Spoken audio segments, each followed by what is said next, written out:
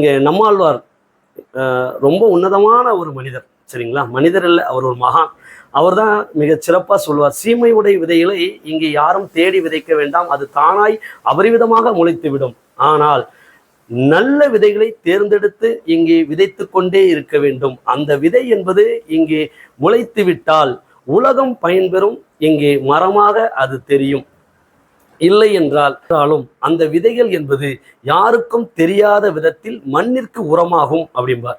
இதே போன்றுதான் இங்கே உண்மையான இந்த பிரபஞ்சத்தின் பலன்களை மட்டுமே நாம் இங்கே பதிவு செய்து கொண்டிருக்கிறோம். சரி, ஆதித்ய குருஜி ஐயா அவர்களுடைய சுபத்துவ பாவத்துவ விதி அப்படிங்கிறது இங்கே உண்மையான ஒரு விதி தானா? இது அனைவரும் ஏற்றுக்கொள்ளக்கூடிய ஒரு சான்றாகத்தான் இங்கே இருக்கிறதா அப்படின்னு கேட்டிங்கன்னா, இப்போ அண்ணாதுரை அவர்கள் இங்கே தமிழ்நாடு என்று பெயர் வைத்ததால் இங்கே தமிழ்நாட்டை உருவாக்கியவர் அண்ணாதுரையா அப்படின்னு கேட்டால் இங்கே இல்லை. அவர் ஒரு பொதுவான ஒரு பெயரை இங்கே முன்மொழிந்தார். ஆதித்ய குருஜி அவர்கள் இங்கே சுபத்துவ பாவத்துவ விதி என்பதை அவர் இங்கே புகழின் உச்சத்தில் இருக்கின்ற போது அந்த விதியை சொல்கின்ற போது இங்கே அதை ஏற்றுக்கொள்ளும்படியாக சில ஜோதிடர்களால் அங்கீகரிக்கப்பட்டது. இந்த விதி இங்கே இல்லை என்று சொல்வதற்கு கிடையாது. காவத்திரத்தில் இல்லாத ஒரு விதியை ஆதித்ய குருஜி அவர்கள் இங்கே சொல்லலை. சுபத்துவ பாவத்துவ விதி அப்படிங்கிறது அவருடைய விதியே இங்கே கிடையாது. அவர் இங்கே ஜோதிடத்தினுடைய மூல விதினா எங்கே இருந்தியா சொல்லியா, சரிங்களா? ஒரு அசுப கிரகம் ஒரு சுப கிரகத்தினுடைய தொடர்புகளை பெறுகின்ற போது அந்த அசுப கிரகமானது சுப கிரகங்களினுடைய காரகங்களின் வழியாக அந்த அசுப கிரகம் ஒருவேளை அந்த லக்னத்திற்கு யோகாதிபதியாக இருக்கும் பட்சத்தில் அந்த சுப கிரகங்களினுடைய காரகங்களின் வழியாக தான் பெற்ற ஆதிபத்தியத்தின் வழியாக அந்த ஜாதகனுக்கு நன்மை செய்யும். இது மூல ஜோதிட விதி. இதற்கு பேரு சுபத்துவம்லாம் இங்கே கிடையாது. சரிங்களா? நான் சொல்லதை புரியலன்னா திரும்ப ஒரு திருப்பு கேட்டு பாருங்க. ரொம்ப ரொம்ப ஈஸியாக நம்ம புரிஞ்சுக்கலாம். ஒரு ரிஷப லக்னத்தை நாம் இங்கே எடுத்துக்கலாம். காரணம் ஏன் இந்த ரிஷப லக்னம் அப்படின்னு கேட்டிங்கன்னா, இந்த ரிஷப லக்னத்திற்கு இந்த கிரகங்களினுடைய ரோலக்ஸ் என்று சொல்லப்படுகின்ற இங்கே ரோலக்ஸினுடைய என்ட்ரி அப்படிங்கிறது எவ்வளோ ஒரு மாசாக இருக்கோ, அதே போல் உலக மக்கள் அனைவரும் சனி பயிற்சியை கண்டால் தான் பயப்படுறாங்க. சனி 7.5 சனியாக வந்தால் தான் பயப்படுறாங்க. ஜென்மச்சனியாக வந்தால் தான் பயப்படுறாங்க. அஷ்டமச்சனி என்றால் இங்கே கொலையே நடுங்குகிறாங்க. அப்போது இங்கே அந்த சனி என்பவர் இங்கே இந்நாள் முதல்வர் வரைக்கும் கருப்பு கோட்டு அணிய வைத்தவர் என்பவர் இங்கே சனிதான். அப்போ இந்த சனியின் மேல் மக்களுக்கான அந்த பயம் என்பது எப்போதுமே அந்த விக்ரம் படத்தில் ரோலக்ஸ் என்ட்ரி போல தான். சரிங்களா? அந்த ரோலக்ஸான சனி என்பவர் ரிஷப லக்னத்திற்கு மட்டுமே, சரிங்களா, அதே போல சுக்கிரனுடைய துலாம் லக்னத்திற்கு மட்டுமே எந்த ஒரு அவயோக பலன்களையும் செய்யாமல் முதல் நிலையான யோக பலன்களை செய்வதற்கு மட்டுமே கடமைப்பட்டவராக இருக்கிறார். அப்போ இந்த ரிஷபத்துக்குன்னு எடுத்துக்கிட்டோம் அப்படின்னா 9-10 இங்கே சனியாக வருகிறார். தர்மகர்மாதிபதி யோகத்தை செய்வதற்கு கடமைப்பட்ட ஒரே ராஜயோகாதிபதி என்பவர் இங்கே ரிஷப லக்னத்திற்கு இங்கே சனி மட்டும்தான். சனி ஒருவர் தான் ராஜயோகாதிபதி. அவர் 9 பாதகத்தை செய்வாரே என்று கேட்டால் இங்கே இந்த லக்னம் என்பது ஸ்திர லக்னமாக இங்கே வந்து விடுவதால் இந்த ரிஷப லக்ன ஜாதகன் என்பவன் அந்த பாதகத்தை கடந்து செல்கின்ற இயற்கையாகவே கருதுகின்ற அளவில் மட்டுமே தான் அந்த பாதகத்தை செய்வாரே தவிர உபய லக்னத்திற்கும் சரலக்னத்திற்கும் செய்வது போன்ற பாதகஸ்தானம் என்பது இந்த ஸ்திர லக்னத்திற்கு மட்டும் இங்கே செயல்படாது. அதுவும் குறிப்பாக இங்கே சனியே ராஜயோகாதிபதி என்பதால் ஒரு காலமும் அந்த பாதகத்தை இந்த ரிஷப லக்னத்திற்கு அவர் செய்துவிட போறதில்லை. இந்த சனி என்பவர் இந்த ரிஷப லக்னத்திற்கு 7ஆம் பாவகத்தில் இங்கே திக்பலமாக இருக்கிறார். ஒரு எக்ஸாம்பிள், சரிங்களா? குரு என்ற இயற்கையினுடைய முதல்நிலை சுபர். சரிங்களா? நம்ம எதுக்கு ரிஷபத்தை எடுத்தோம்னா, இங்கே குரு என்பவர் தான் இயற்கையினுடைய முதல்நிலை சுபர். அவர் இங்கே 11ஆம் பாவகத்திற்கு அதிபதியாக வருகிறார். இங்கே சனி என்பவர் தான் இங்கே பாவ கிரகத்தின் அசுப கிரகத்தின் முதல்நிலையான ஒரு கிரகம். அப்போ இவங்க 2 பேரையும் நம்ம கனெக்ட் பண்ணி இங்கே சொல்லணுங்கிறதுக்காக இந்த ரிஷபத்தை எடுத்திருக்கிறோம். இந்த ரிஷப லக்னத்திற்கு இங்கே 11ஆம் பாவகத்தில் அமர்ந்திருக்கின்ற இந்த குரு என்பவர் தன்னுடைய 9ஆம் பார்வையால், சரிங்களா, இங்க ஒரு 29 டிகிரியில இருக்கிறார் அப்படின்னா இவர் ஒரு 26 டிகிரியில இருக்கிறார். சரிங்களா? இது அப்போ இந்த இருவருமே இங்க புதனுடைய நட்சத்திரத்துல இருப்பாங்க. அதோடு கூடி இங்கே இந்த லக்னத்திற்கு யோகாதிபதியான புதனும் இங்கே 26 பாகையில் அவரும் இருக்கிறார் அப்படின்னா இந்த புதன் சுயச்சாரத்தில் இருப்பார். இங்கே சனியும் இங்கே புதனுடைய சாரத்தில் இருப்பார். அதே போல மீனத்தில் குருவும் இங்கே புதனுடைய சாரத்தில் இருப்பாங்க. இந்த சனி என்பவர் இங்கே குருவின் 9ஆம் பார்வையாலும் இங்கே பார்க்கப்படுவதால் இங்க என்ன சொல்லுவாங்க அப்படின்னா, இங்க சனி சுபத்துவமா ஹைலைட்டா இங்க வேலை செய்வார். இந்த சனி இங்க சுபத்துவமா ஹைலைட்டா வேலை செய்வார்னு நீங்க வேணா இதை சுபத்துவம்னு சொல்லலாம். சரிங்களா? நான் ஏற்கனவே சொன்னேன்ல, இந்த சனி என்பவர், அதனாலதான் நான் ஏன் இந்த இடத்துல பாகையை குறிப்பிட்டேன் அப்படின்னா, இங்க 3 கிரகங்களுமே இந்த லக்னத்திற்கு 2க்கும் 5க்கும் உடைய யோகாதிபதியினுடைய சாரத்துல இந்த சனி இருக்க வேண்டும். அதனோடு இணைந்து சனியோடு இணைந்து அந்த கிரகமும் யோகாதிபதியாகவும் அதற்கு கூடுதலாக அந்த புதனும் தன்னுடைய சுயச்சாரத்திலும் இந்த புதனையும் சனியும் பார்க்கின்ற 11ஆம் பாவகத்தில் இருக்கின்ற அந்த குருவும் இங்கே இந்த யோகாதிபதியினுடைய சாரத்திலும் இருக்க வேண்டும் என்பதால் இந்த சாரம் என்பது ரொம்ப ரொம்ப முக்கியம். நீங்க சுபத்துவ விதியில சாரமே இங்க தேவையில்லைன்னு சொல்லி இங்க ஒரு காமெடி பண்ணிட்டு இருக்கிறீங்க. சரிங்களா? நாம இதை எதற்காக சொல்கிறோம் அப்படின்னா, இங்க சாரம் என்பது முக்கியம் அப்படிங்கிறதுனால இங்க பாகையை கொடுத்துருக்குறோம். முதல்நிலை அசுப கிரகமான இந்த சனி என்பவர் இங்கே இயற்கையினுடைய முதல் நிலையான சுபரான இந்த குருவினுடைய பார்வையும் இங்கே பெற்றிருப்பதால் இந்த சனி என்ன பொசிஷன்ல இங்கே வேலை செய்வார் அப்படின்னு கேட்டீங்கன்னா, சுபத்துவ விதிப்படி இங்கே நன்மை செய்வார்னு சொல்லக்கூடாது.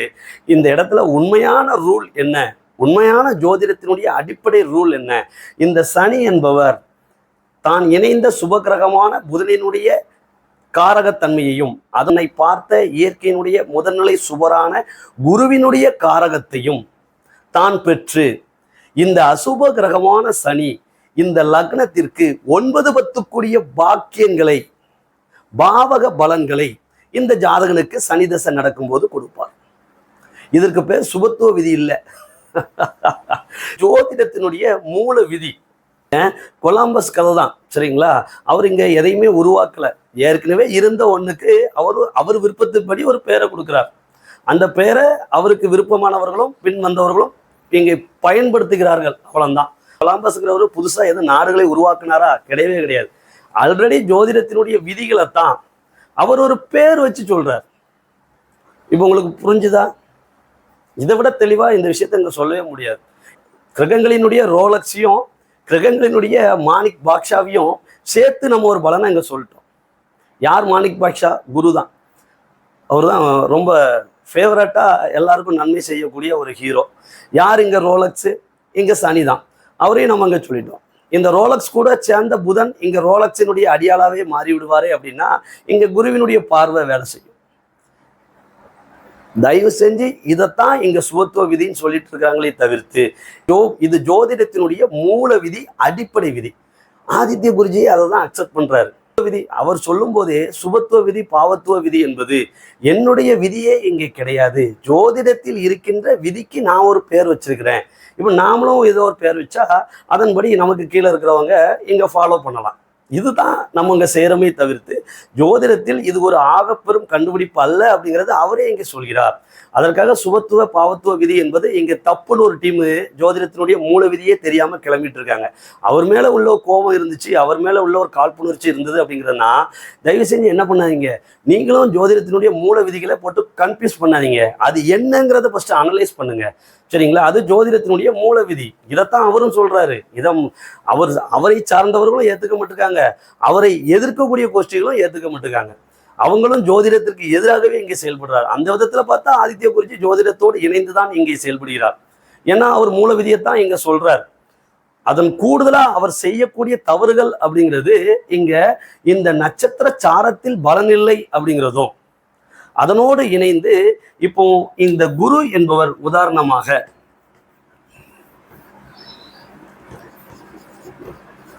இங்கே சனியோடையே இணைந்து விட்டார். சனி என்பவர் அதீதமான சுபத்துவ நிலையை அடைந்து விடுவார். அதே போன்று இங்கே குரு அப்படிங்கிறவர் அதீதமான பாவத்துவத்தை அடைந்து விடுவார். ஆனா அப்படிலாம் ஒண்ணும் கிடையாது. சரிங்களா? என்ன பண்ணுவார் அப்படின்னு கேட்டீங்கன்னா, இந்த 8ஆம் பாவகத்திற்கு தான் பெற்ற 8ஆம் பாவகத்திற்கு இங்கே 12 அமர்வதால் இந்த பாவத்துவத்தையும் நம்ம அப்படி சொல்லிடலாம். 8க்கு 12 இங்கே அமர்வதால் என்ன செய்வார் அப்படின்னு கேட்டீங்கன்னா, வெளியிடங்களுக்கு இந்த ஜாதகனை நகர்த்தாமல் இங்கே குருவினுடைய தசை நடக்கும்போது அவனை இங்கே உள்நாட்டில் வைத்திருப்பார்.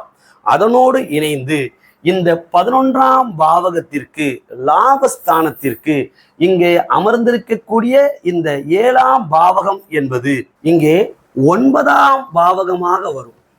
சரிங்களா? எப்படி 9ஆம் பாவகமா இங்க வரும்? இங்கே 11ஆம் பாவகத்திற்கு இங்கே கும்பமனை 12ஆக வரக்கூடியது, மகரம் 11ஆக வரக்கூடியது. அதற்கு அடுத்ததாக தன்னுடைய குருவினுடைய இங்கே தனுசு என்பது 10ஆக வரக்கூடியது. இந்த விருச்சகமனை என்பது இங்கே 9ஆக வரும். அப்போ தன்னுடைய 11ஆம் பாவகத்திற்கு இங்கே 9ஆம் பாவகமாக இங்கே வருவதால் இந்த ஜாதகனை வெளியிடம் மற்றும் மனைவியிடம் இருந்து என்ன 7ஆம் பாவகம், மனைவியிடம் இருந்து 2ஆம் பாவகம் குடும்பஸ்தானம், 5ஆம் பாவகம் குழந்தைகள் ஸ்தானம், இந்த புதன் இங்கே இருக்கிறார். சரிங்களா? அப்போ இங்கே 9 என்பது தகப்பன் பிறந்த ஊரை சொல்லும். இந்த 11க்கு இந்த 7 என்பது 9ஆகவும் இருப்பதால் 7 என்பது மனைவியும் சொல்வதால் இதனோடு இணைந்த இந்த புதன் என்பது 2 மற்றும் 5ஐயும் சொல்வதால் குடும்பத்தையும் இங்கே குழந்தைகளையும் சொல்வதால் அதனோடு மிக மிக முக்கியமாக 9 என்பது இங்கே முதல் குழந்தைக்கு பிறகு வரக்கூடிய குழந்தைகளையும் சொல்வதால் குடும்பத்துடன் இந்த ஜாதகனை இந்த குருதசை அப்படிங்கிறது குடும்பத்துடன் அவனுடைய சொந்த ஊரில் மனைவி மக்களோடு இங்கே வாழ செய்யுமே. குரு புதனினுடைய சாரத்தில் இருந்தார் அப்படின்னா இங்கு நல்லது. ரிஷபலக்னத்திற்கு இந்த குரு என்பவர் 8 அப்படிங்கிறதுனால 8 என்கின்ற ஒரு அவமானங்களையும் ஒரு வீண் விரயங்களையும் வீண் பழிகளையும் இந்த மனைவியினுடைய கருத்து வேறுபாடுகளையும் இணைத்தும் கொடுப்பார். ஆனா இந்த குரு பெற்ற சாரம் என்பது இங்கே புதனினுடைய சாரமாக இருக்கின்ற பட்சத்தில் மிக பெரும் கொடூரமான பலன்களை அவர் இங்கே செய்துவிட போறதில்லை. இந்த ஜாதகனுக்கு இங்க குருதசை நடக்கும்போது பாவத்துவத்தின் வழியாக, சரிங்களா, பாவத்துவத்தின் வழியாக இந்த குரு அவயோக பலன்களை செய்கிறார் அப்படின்னா கிடையாது. இங்கே ஒரே ஒரு விஷயம், இந்த குரு இந்த லக்னத்திற்கு 8 அப்படிங்கிறதுனால 8 என்னதான் இருந்தாலும் 8 பலன்களை செய்வதற்கு கடமைப்பட்டவர் அப்படிங்கிறதுனால இங்கே 9 என்பது இந்த லக்னத்திற்கு பாதகஸ்தானத்திற்கும் அதிபதி என்பதால அந்த பாதகஸ்தானம் என்பது இந்த ஸ்திர லக்னம் என்பதாலும் இங்கே இந்த 9 சனியே இந்த லக்னத்திற்கு ராஜ யோகாதிபதி அப்படிங்கிறதுனாலும் இந்த ஜாதகனுக்கு ஒரு 40-50 வயது இங்கே நடக்கின்ற போது இயல்பாகவே தந்தையினுடைய ஆயுள் என்பது இயற்கையின்படி இவர் மரணிக்க நேர்ந்து, ஏன்னா இங்கே 9 கனெக்ட் ஆகும் இல்ல, அப்போ இந்த 9க்கு இது 8ஆம் பாவகம் இல்ல, அப்போ இங்கே 9 என்பது இங்கே சனியாக வரக்கூடியவர், இங்கே 9 என்பது சனியாக வரக்கூடியவர். அதனோடு மட்டுமல்ல இங்கே 8 என்பது ஒரு ஆயுளை சொல்வதற்கு கடமைப்பட்டவர். அப்போ தந்தையினுடைய ஆயுளை இந்த இடத்தில் விரயம் செய்வதற்கான வேலைகளை செய்வார். ஒருவேளை ஒரு 5 வயசு பையன் இந்த ஜாதகம், அப்போ இங்க என்ன நிகழும் அப்படின்னு நீங்க கேட்டீங்கன்னா இந்த ஜாதகனை இங்கேயே வைத்து, சரிங்களா, இந்த ஜாதகனை இங்கேயே வைத்து இந்த ஜாதகனினுடைய தந்தையை இங்கே அயல்நாடு கடத்துவதற்கு இந்த வேலையை இந்த குரு செய்வார். இதுதான் இங்கே நிகழும். இது ஒரு பாவத்துவ விதிப்படி அவர் ஃபாரின் போயிட்டார்னு சொல்ல முடியாது. அதே போல இங்கே பாவத்துவ விதிப்படி அவர் தந்தை இங்கே வயது மூப்பால் இறந்து விட்டார்னு சொல்ல முடியாது. இது எல்லாம் பாவகத்தினுடைய பலன்கள். அதன் மட்டுமில்ல இந்த கிரகங்கள் இணைந்த காரக பலன்கள். சரிங்களா? இந்த தன்மையை எந்த விதத்திலையும் இதற்கு ஒரு உரிமை கொண்டாடுவதற்கு இங்க ரைட்ஸே கிடையாது. ஒரு யூடியூப் சேனல்ல காப்பி ரைட்ஸ்பாங்கல்ல, அதே போல இது ஜோதிடத்தினுடைய அடிப்படையான ரூல். இவளுக்கு யாருமே என்ன செய்ய முடியாது, சொந்தம் கொண்டாட முடியாது. அதற்கு கூடுதலா அவரை ஃபாலோ பண்றவங்க இப்பவும் இந்த வீடியோ பார்க்குறப்பவும் இந்த சுபத்துவ பாவத்துவ விதி தான் சரி அப்படின்னு சொல்லுவாங்க. இது ஜோதிட விதி, இது சரியா தையா வரும். இப்போ இந்த ஒரே ஜாதகத்துல சுபத்துவத்தையும் விளக்கிட்டோம், பாவத்துவத்தையும் விளக்கிட்டோம். உங்களுடைய கண்டுபிடிப்புகளுக்கு அங்கீகாரம் வேண்டும் அப்படின்னு நீங்க நினைச்சீங்கன்னா மூல நூல்கள்ல இல்லாத விஷயங்களை நீங்க சொல்லுங்க, புதிதான விஷயங்களை நீங்க சொல்லுங்க. இந்த மாதிரியான புதிய கண்டுபிடிப்புகளை இந்த பிரபஞ்சத்தினுடைய உன்னதமான இந்த புரிதலின்படி இதை நீங்க எக்ஸ்பிளைன் பண்ணுங்க. இதை அவங்க சொன்னாங்க, ஆதித்ய குருஜி ஐயா சொன்னாரு, இல்ல டேஷ் டேஷ் டேஷ் டேஷ், சரிங்களா, யாரா இருந்தாலும் சரிதான், அவங்களுடைய விதிகள் இதை ப்ரூஃப் பண்ணுச்சு, அவங்க இதை ப்ரூஃப் பண்ணாங்க அப்படிங்கிற மாதிரி நீங்க ப்ரூஃப் பண்ணுங்க. மூல நூல்கள்ல இல்லாத ஒரு விஷயங்களை இருக்கின்ற 27 நட்சத்திரங்கள் அப்படிங்கிறதன் அடிப்படையில தான் இங்கே ராசி கட்டம் என்பதே இங்கு கட்டமைக்கப்பட்டது. இதை புரியும்படி நீங்க சொல்லுங்க அப்படின்னா, நம்மளுடைய சூரிய குடும்பத்தில் இருக்கின்ற அனைத்து கோள்களும் மைய கதாநாயகனான இந்த சூரியனை சுற்றி நீள்வட்ட பாதையில் சுற்றி வருகிறது.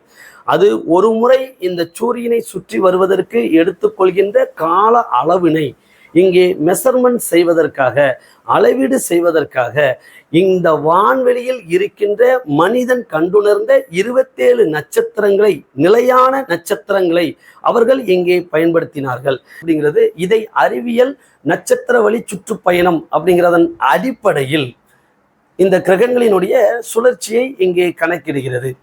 இதைத்தான் இங்கே ஜோதிடமும், சரிங்களா, அறிவியலும் ஜோதிடமும் இங்கே ஒன்றுதான். அப்போ இதைத்தான் ஜோதிடமும் என்ன சொல்கிறது அப்படின்னா, இந்த 12 ராசி பாவகங்களிலும் இங்கே ஒரு குறிப்பிட்ட நட்சத்திர கூட்டங்களை 30 பாகைகளாக பிரித்து, அந்த 30 பாகைகளின் வழியாக ஏன் இந்த 12ஆ பிரிச்சாங்க அப்படின்னா 360 டிகிரி வரும். 30 × 12 = 360. இதுதானே உண்மை. இப்போ ஒவ்வொரு ராசி பாவகமும் 30 டிகிரி இருக்கு அப்படின்னா, சரிங்களா, அப்படியே கண்டினியூஸாக இங்கே ஸ்டார்ட் பண்ணி இங்கே வரைக்கும் முடிச்சிட்டோம் அப்படின்னா எல்லாமே 30 டிகிரி. அப்போ இந்த 30 × 12 = 360. அப்போ இது ஒரு நீள்வட்டத்தினுடைய கோணத்தின் அளவாக இங்கே கிடைக்கும். இதனால தான் இங்கே இந்த 12 பாவகங்களாக இந்த ராசி கட்டம் என்பது இங்கே பிரிக்கப்பட்டது. இந்த ராசி கட்டம் எதன் அடிப்படையில் பிரிக்கப்பட்டதுன்னா, இந்த 27 நட்சத்திரங்கள், சரிங்களா, இந்த 27 நட்சத்திரங்களினுடைய அந்த தொகுப்புகளைத்தான் இங்கே 30 பாகைகளாக பிரித்து இந்த ராசி கட்டம் என்பது இங்கே உருவானது. இந்த ராசி கட்டம் என்பது இங்கே உருவானதற்கான காரணம், இந்த கிரகங்களினுடைய இயக்கத்தை நாம் அப்போதுதான் கண்டுணர முடியும். புரிஞ்சிச்சுல? அப்போ இந்த ராசி கட்டம் இங்கே எதை சொல்கிறது அப்படின்னா, இந்த சூரியனை சுற்றி வருகின்ற சூரிய குடும்பத்தில் இருக்கின்ற அனைத்து கிரகங்களின், நம்ம என்ன சொல்றோம், சூரியனுக்கு ராசி கட்டத்துல இடம் இல்லைன்னு சொல்றோம். அப்போ அது பூமி தான் அப்படின்னு நம்ம சொல்றோம். அதன்படி இங்க பாருங்க, சூரியனை சுற்றி வருகின்ற நம்மளுடைய சூரிய குடும்பத்தில் இருக்கின்ற அனைத்து கிரகங்களினுடைய சுழற்சியின் காலத்தையும் சுழற்சியின் தன்மையையும் இங்கே அளவிட்டு சொல்வது இந்த 12 ராசி பாவகங்கள். இந்த 12 ராசி பாவகங்கள் உருவானது இந்த 27 நட்சத்திரங்களினுடைய கட்டமைப்பின்படிதான். மூல ஆதாரமே இங்க நட்சத்திரம் தான். சரிங்களா? சரி, ரைட்டு. இப்போ கிரகங்களுக்கு ஏன் இங்கே 7ஆம் பார்வை? நீங்க சொல்றீங்கல்ல, கிரகங்களுக்கு ஏங்க 7ஆம் பார்வை? இந்த கிரகங்கள் அனைத்தும் சூரியனை 360 டிகிரியில் இங்கே நீள்வட்டத்தில் சுற்றி வருகிறது. இது அறிவியலும் இதைத்தான் சொல்கிறது, ஜோதிடமும் இதைத்தான் சொல்கிறது. இந்த 360 என்பதை நீங்க என்ன பண்ணுங்க அப்படின்னா, 0 முதல் 9 வரையிலான, 0லிருந்து சுழியத்திலிருந்து 9 வரையிலான அனைத்து எண்களை கொண்டும் வகுத்து பாருங்கள். சரிங்களா? வகுப்படுதான் பாருங்க. அப்போ இங்கே 0வால் வகுப்பது இயலாது. சரிங்களா? மதிப்பீடு கிடைக்காது. 1ஆல் வகுத்தால் 360 என்கின்ற விடையானது கிடைக்கும், வகுப்படும். அதே போன்று 2ஆல் வகுத்தால் இங்க என்ன கிடைக்கும்? 180 என்று இங்கே வகுப்படும். அதே போல இங்கே 3ஆல் 4ஆல் 5ஆல் 6ஆல், சரிங்களா, 6ஆல் வகுக்கின்ற வரைக்கும் நிறுத்தி கொள்ளுங்கள். அதற்கு பிறகு 8ஆல் வகுத்து பாருங்க, 9ஆல் வகுத்து பாருங்க, 10ஆல் கூட இங்க வகுக்கணும் அவசியம் இல்லை. ஏன்னா 0லிருந்து 9 தான் எண்ணியலே. நாம தான் இங்க 1லிருந்து 10ன்னு இங்க மாத்திக்கிட்டோம். அப்போ 0லிருந்து 9 வரைக்கும் அனைத்து எண்களாலும் வகுக்க முடியும் இந்த 360. ஆனால் ஒரே ஒரு எண்ணால் மட்டும், 0விலிருந்து இந்த 9க்கு இடையில் ஒரு எண்ணால் மட்டும் இந்த 360 என்பது இங்கே வகுப்படாது. அந்த எண் என்ன அப்படின்னு கேட்டீங்கன்னா, அதுதான் இங்கே 7. அனைத்து கிரகமும் இங்கே சூரியனை நீள்வட்டத்தில் இங்கே சுற்றி வருகிறது. அந்த நீள்வட்டத்தினுடைய கோணத்தின் அளவு 360 டிகிரி. அப்போ இந்த 360 டிகிரியே 0லிருந்து 9, சுழியத்திலிருந்து 9 வரைக்குமான அனைத்து எண்களாலும் இங்கே வகுக்கின்ற போது வகுப்படும், ஒரு எண்ணை தவிர்த்து. அந்த எண் என்ன அப்படின்னு கேட்டீங்கன்னா, அதுதான் இங்கே 7. இப்போ இந்த 7 கொண்டு மட்டும்தான் நம்ம என்ன செய்ய முடியாது, இந்த 360 வகுக்க முடியாது. அப்படிங்கிறதுனால இந்த 360 டிகிரியினுடைய உள்ளடக்கமான எந்த ராசிகளில் எந்த கிரகம் இங்கே பயணித்தாலும் கெதுக்கள் அப்படிங்கிறது கண்ணில் புலப்படாத அந்த கிரகங்கள் அப்படின்னு ஒதுக்கி வைக்கப்பட்டது. புதன்ல இருந்து சனி வரைக்கும் நீங்க எல்லா கிரகங்களுக்கும் 7ஆம் பார்வை ஏன் கொடுக்கப்பட்டது அப்படின்னா, இந்த 12 பாவகத்தில் எந்த பாவகத்தில் அந்த கிரகமானது இங்கே பயணித்தாலும் அந்த கிரகங்கள் இங்கே 360 டிகிரி என்ற அடிப்படையில் தான் இங்கே செயல்பட வேண்டும் என்பதால், இயங்க வேண்டும் என்பதால் அந்த கிரகங்களுக்கு இங்கே 7 என்கின்ற பார்வையானது கொடுக்கப்பட்டது.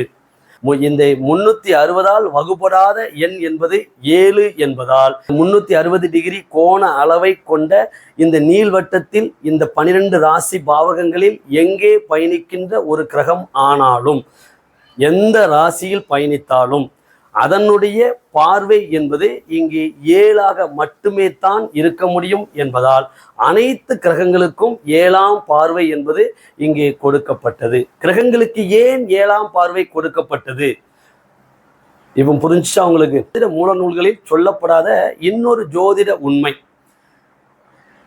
எந்த ஒரு கிரகம் இங்கே தசை நடத்தினாலும் அதனுடைய சுய புத்தி இங்கே வேலை செய்வதில்லை. இதற்கு காரணம் ஏன் அப்படின்னு நீங்க கேட்டீங்கன்னா, இதை சொல்லுங்க, இதை சொல்லி இது என்னுடைய ரூல் அப்படின்னு நீங்க சொல்லுங்க. நான் இல்லை, இந்த அஸ்ட்ராலஜில இந்த பிரபஞ்சம் எனக்கு பிச்சையா இந்த பலனை எனக்கு சொல்லிச்சு அப்படின்னு நீங்க சொல்லுங்க. அது அக்செப்ட். இந்த பிரபஞ்சம் உங்களுக்கு கொடுத்த ஆசீர்வதிச்ச அந்த தகுதியா இப்போ நம்ம 7ங்கிற பார்வையை சொன்னோம்ல, கிரகங்களுக்கு ஏன் 7ஆம் பார்வை, அதே போல இதையும் சொல்லுங்க. இதெல்லாம் உங்களுடைய ரூல்னு நம்ம இங்க ஏத்துக்கலாம். இப்போ இதை பாருங்க, ஒரு கிரகம் இங்கே தசா நடத்துகிறது அப்படின்னா அந்த கிரகம் அந்த ஜாதகத்தில் இருக்கின்ற முதலில் சந்திரனைத்தான் இங்கே இயக்கும். எந்த ஒரு ஜாதகத்திலும் இருக்கின்ற அந்த சந்திரன் என்பது அந்த ஜாதகத்தில் முழு நேரமாக இயங்கி கொண்டிருக்கின்ற ஒரே கிரகம் சந்திரன் மட்டும்தான். அதனாலதான் அந்த சந்திரனை மனோகாரகன் என்று சொல்கிறோம். மனம் என்பது ஒரு கற்பனை தொழிற்சாலை, கடலையை போன்று, எப்போதும் அதுக்கு ஓய்வே கிடையாது.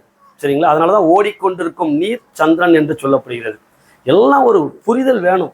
அது புரிதல் இருந்தால் மட்டும்தான் இந்த பிரபஞ்ச பலன்களை இங்க ஒரு முனையில் கொண்டு வந்து நிறுத்த முடியும். அந்த முனை என்பது உண்மையாக இருக்கும். ஜாதகத்தில் இருக்கின்ற சந்திரன் என்பது எந்த கிரகம் இங்கே தசை நடத்தினாலும் அந்த கிரகங்களுக்கு முகவராக இங்கே செயல்படும். இந்த உண்மை தெரியாத புரியாத பிரபஞ்சம் அதற்கு தகுதி கொடுக்காத ஜோதிடர்கள் மட்டும்தான் சுய ஜாதகத்தில் இருக்கின்ற இந்த சந்திரனை கோச்சார கிரக நிகழ்வுகளோடு இணைத்து பார்த்து அடி முட்டாள்தனமாக ராசி பலன்களையும் கிரக பயிற்சி பலன்களையும் சொல்லி கொண்டிருக்கிறார்கள். அப்படிங்கிறது தான் பிரபஞ்ச உண்மை. சரி, அந்த டாபிக் நமக்கு இங்க வேண்டாம். நாம இங்க சொல்லக்கூடிய ஒரு உன்னதமான ஒரு விஷயம், இது ஒரு ஜாதகத்துல எந்த கிரகம் இங்கே தசை நடத்தினாலும் அந்த தசாநாதனுக்கு முகவராக செயல்படக்கூடிய ஒரு கிரகம் என்பது சந்திரன் மட்டும்தான்.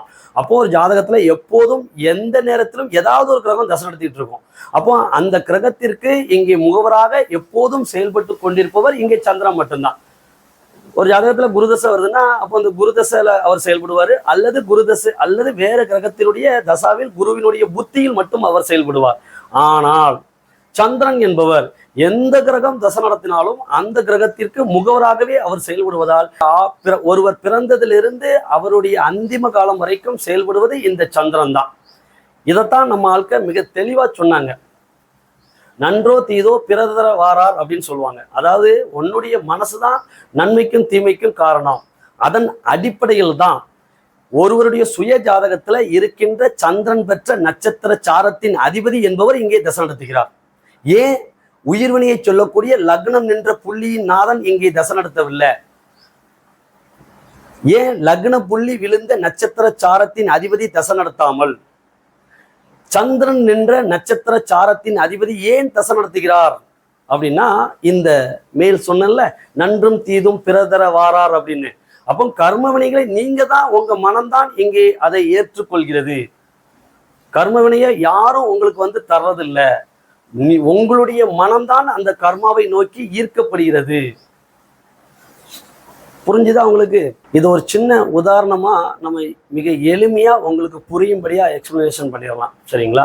இப்போ சுக்கிரன் இங்கே தசை நடத்துகிறார். 20 ஆண்டு இந்த சுக்கிரன் இங்கே தசை நடத்துவார். சரிங்களா? அவர் முதலில் இங்கே தசாவை நடத்துகிறார் அப்படின்னா எந்த லக்னமா வேணாலும் இருக்கட்டும். அப்போ இங்கே இந்த சுக்கிரன் என்பவர் உங்களுடைய ஜாதகத்தில் இருக்கின்ற சந்திரனில் சுக்கிரனுடைய நிலையான காரகத்தையும் அந்த லக்னத்தை பொறுத்து நிலையற்ற தன்மையில் பெற்ற ஆதிபத்திய பலன்களையும் இந்த சந்திரனில் முதலில் நிரப்புவார். அந்த நிரப்புவதற்கான சரிங்களா இந்த கால அளவு என்பதுதான் ஒரு மனிதனுடைய ஜாதகத்தில் சுய புத்தியின் காலமாகும். சுக்கிரதசை என்பது இங்கே 20 ஆண்டுகள் என்பதால் இந்த சுக்கிரதசையோ அல்லது இங்கே 19 ஆண்டுகள் தசா நடத்துகின்ற இங்கே சனியினுடைய தசாவோ இங்கே சுய புத்திகள் இங்கே பெரிதும் பலன் தராமல் இருப்பதை நம்மால் உணர முடியும். காரணம் இங்கே அது சுய புத்தியை நிற்பதற்கு எடுத்துக்கொள்ளும் காலம் அளவு என்பது அதிகம் என்பதால் இதை ஒரு சூரிய தசாவில் நம்மால் உணர முடியாது. சுக்கிர தசையிலோ ஒரு சுக்கிர தசையில் சுய புத்தி செயல்படாமல் இருப்பதையும் ஒரு சனி தசையில் சுய புத்தி செயல்படாமல் இருப்பதையும் நம்மால் இங்கே உணர முடியும். சரிங்களா? இப்போ உங்களுக்கு தெளிவா புரிஞ்சிருக்கும். எந்த கிரகம் இங்கே தசை நடத்தினாலும் ஏன் அதனுடைய சுய புத்தியில் இங்கே வேலை செய்வதில்லை அப்படின்னா அந்த முதலில் உங்களுடைய ஜாதகத்தில் இருக்கின்ற பிறவி சந்திரன் என்கின்ற அந்த மனதில், ஏன்னா சந்திரன் நின்ன பாவகம் என்பது உங்களுக்கு மனதை சொல்லக்கூடிய ராசியாக இங்கே மாறிவிடும் அப்படிங்கிறதுனால அப்போ இந்த சந்திரனில் உங்களுடைய மனதில் முதலில் இந்த கிரகம் என்பது நிலையான காரகத்தையும் தான் அந்த லக்னத்தை பொறுத்து பெற்ற ஆதிபத்திய பலன்களையும் இங்கே அந்த மனதில் நிரப்புவதற்கு எடுத்துக்கொள்கின்ற காலத்தின் அளவு என்பது அதனுடைய சுயபுத்தி முழுவதும் ஆகும். சுயபுத்தி முடிந்த பிறகுதான் இந்த நீர் என்பது இந்த சந்திரனில் இருந்து இங்கே வெளிப்படும். சரிங்களா? அதாவது இப்போ சனி தசை சுயபுத்தி எங்க நிரம்புவதற்கு எடுத்துக்கொள்கிறது அப்படின்னா அவனுடைய மனதில் இங்கே இந்த ரிஷபமாக இங்கே எடுத்துக்கொண்டால் தொழில் செய்ய வேண்டும், பாக்கியங்கள் இங்கே பெற வேண்டும் அப்படிங்கிற எண்ணம் அவனுக்கு இருக்கும். இந்த சனி தசையில் அதற்கு பிறகு வருகின்ற அந்த புதன் புத்தி முதலாகவே இந்த சந்திரனில் முழுவதுமாக அந்த எண்ணங்கள் நிரம்பி அந்த மனதின் மூலமாகவே என்ன இருக்கும் வெளிப்படும். அதுதான் சொன்னோம், நீர் நிரம்பி இங்கே வெளியில வர்றதை காட்டியிருக்கோம். அப்போ இது நீர் அல்ல, இந்த இடத்துல சனியினுடைய காரகங்களும் ஆதிபத்தியங்களும் அவனிடம் இருந்து வெளிப்பட தொடங்கும், செயல்பட தொடங்கும். சனி தசை புதன் புத்தி முதலாகவே இவன் சொந்த தொழிலுக்கான அந்த வேலைகளை செய்ய தொடங்கி விடுவான். இந்த ஜாதகனுக்கு 10 என்கின்ற தொழில் ஸ்தானத்தின் மூலமாக 9 என்கின்ற இந்த சமுதாயத்தில் தலைநிமிர்வை மட்டும் சொல்லக்கூடிய பாக்கிய பலன்களில் சனி தசாவினுடைய முடிவில் கொண்டு போய் நிறுத்துவார். அவனுடைய மனதை இயக்கி கொண்டு போய் நிறுத்துவார். இந்த மனதை இயக்குவதற்கு முதலில் இந்த சனியினுடைய காரக பலன் ஆதிபத்திய பலன்களை நிரப்புவதற்கு சனி தன்னுடைய சொந்த புத்தியை அங்கே செலவிடுவார். இதுதான் கான்செப்ட். மனம் பக்குவப்படணும்னு சொல்றோம்ல, அதுதான். ஜோதிடம் என்பது ஒரு மானுட வாழ்வியல் என்று புரிந்தால் மட்டுமே தான் இந்த பிரபஞ்சத்தினுடைய உன்னத புரிதல் உங்களுக்கு புரியும்.